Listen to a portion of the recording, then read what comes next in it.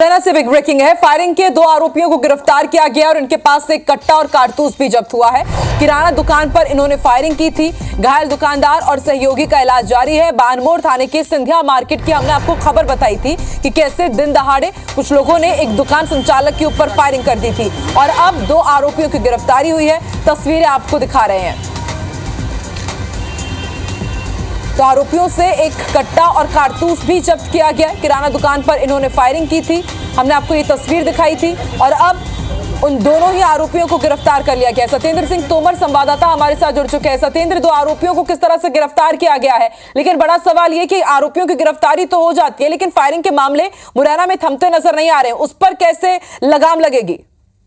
बिल्कुल, लगातार जिस तरीके से देखा जाए तो लगातार जो फायरिंग के मामले आ रहे हैं, उसी क्रम में जो बामोर थाना इलाके का जो सिंधिया मार्केट का पूरा घटनाक्रम रहा था, उसको लेकर व्यापारियों ने पहले तो पूरा बाजार बंद कराया। उसमें जनप्रतिनिधि भी शामिल हुए थे, चाहे वो कांग्रेस के पूर्व विधायक सत्यपाल सिंह सिकरवार हों, रघुराज कंसाना, राकेश मापई, तमाम सारे जो जनप्रतिनिधि थे, उन्होंने भी व्यापारियों का सहयोग किया और पुलिस प्रशासन पर जो बदमाश थे उनकी गिरफ्तारी के लिए दबाव बनाया गया था। तो उसी क्रम में अतिरिक्त पुलिस अधीक्षक सुरेशपाल सिंह जो डावर हैं, वो वहां मौके पर पहुंचे और उन्होंने आश्वासन दिया था कि इन जो बदमाश हैं इनकी तत्काल गिरफ्तारी की जाएगी और वो भी लीड निकाली जाएगी कि आखिर इन बदमाशों को जो हथियार है वो कहाँ से दिए जाते हैं और कौन कौन लोग इस पूरे घटनाक्रम का मास्टरमाइंड है।